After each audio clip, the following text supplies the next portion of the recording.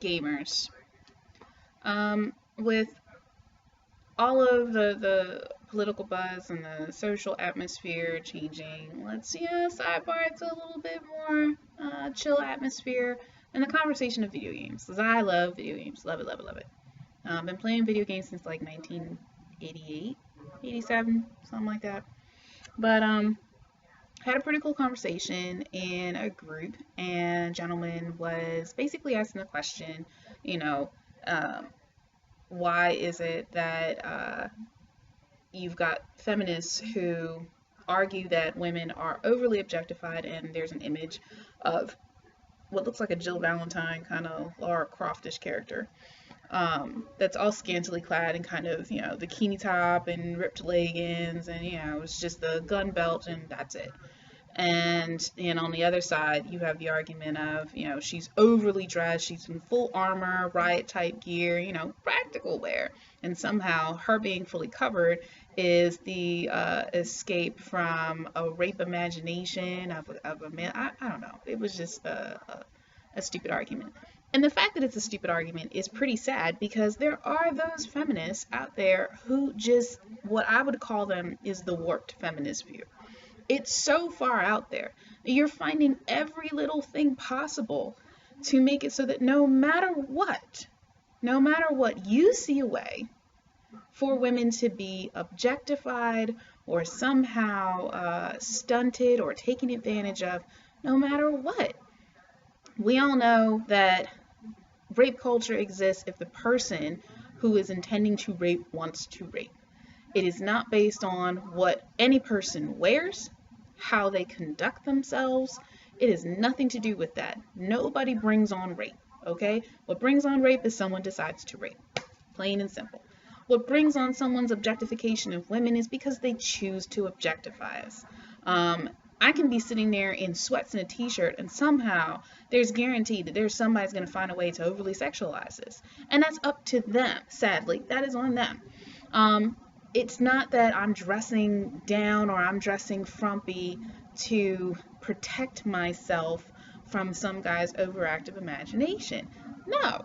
And if I want to dress and show off a little bit of cleavage or show my shape, there's no reason I should be objectified and not viewed as a person simply because of what I wear. This applies to video games as well.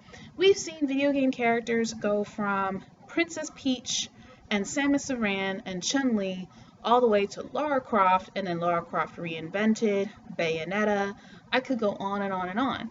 And, on the one hand, I think a lot of the argument that comes from some of the very far out there warped feminist minds, these women aren't even gamers. And yeah, I'll say that. You're not even playing video games, and you're making this assessment, and you're coming to this conclusion. And I know plenty of women gamers who we know what it is. We know when we're being objectified. We know when the character is being, out there just to be, oogled and whatever. We know when those instances happen. And I can charge it back to, this is going to show my age a little bit. I'm going to charge it back to Dead or Alive, Fatal Fury, characters who are overly exposed, and we're seeing their cleavage. We're seeing a lot of high thigh and cheekage, and it's done just because. Now, that's not to shy away from the argument that there are plenty of guys out there who put out a very plausible argument, which is, well, you have this physical objectification of women because of your bodies, but what about men? Every guy in video games is always, this Hugh Jackman, The Rock type, ripped up, totally, diesel type build. And my simple statement to that is, that's your fault. And I say that's your fault as in, that's the fault of the male gender. You guys started video games. Women weren't in the video game industry from the jump like that. And there will be like a handful of women here and there who worked in the gaming industry. Not always in game design and development. But at the same time, majority of the game designers and developers, especially within the character creation, were men. So you need to point the finger right back at your own gender and sit up there and say, why did we come up with this concept of this character or these character types that we don't look like? And to me, the easiest answer is you tend to, as most artists do, if you're drawing a person, you tend to either draw the images you want, you like, or you relate to. Plain and simple. And that's a very simplified way, and I know that, and anybody could easily argue against it, but I'm trying to make my point. So if males are the ones who are at the top tier of game developers, and you're coming up with these Diesel, Chris Redfields from like Resident Evil 5, and these, Conan the Barbarian types for, your Warhammer games and your World of Warcrafts, and at the same breath, they're also the ones turning around and they're the ones designing your Mai Shiranuis, your Chun-Lis, your Bayonettas and your Lara Crofts. They're the ones getting designed by these same developers. So really, it falls down to men. We're looking and saying, you're the reason that there's objectification in the first place. Now, that's to say, I'm not mad at you about it because you've come a long way. Thank you for that. I remember playing Dead or Alive. I hated the fact that I think it was in either 2 or 3 when you gave the option for the boob bounce, and it was ridiculous. It took away to me from the gameplay because it was an excellent game.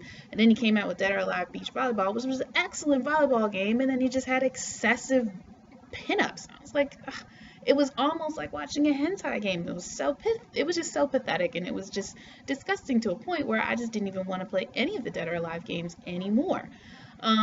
And then, of course, you had, classic throwback games like Fear Effect, which was an excellent game, but I hated the characters because every single thing about them was nothing but sexual. It was embarrassing.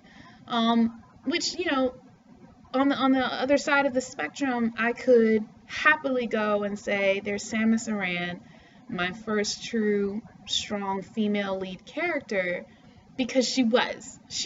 You didn't even know she was a woman until you got to the end, if you got the good ending, and she took the helmet off and you see all those beautiful hairs flying in the wind in little 8-bit pixels, but who cares? It was a big deal to know that there's this strong lead female, and the entire game is her playing, and it's great, it's wonderful. And I, to put it quite simply, every female character that was in a video game when I grew up and I was playing video games, I played those characters.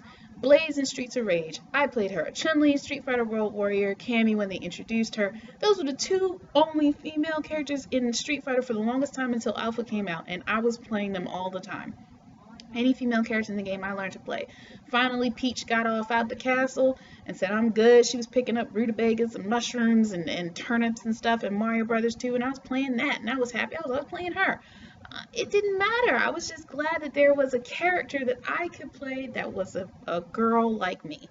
And to me, when you're young and you're gaming, those things matter. We've come a long way. We've got characters now with so much more depth, so much more detail, and there's still strong female leads, and it's great. Tomb Raider, when it was redone by Naughty Dog, and now Square Enix has it, it's an amazing game.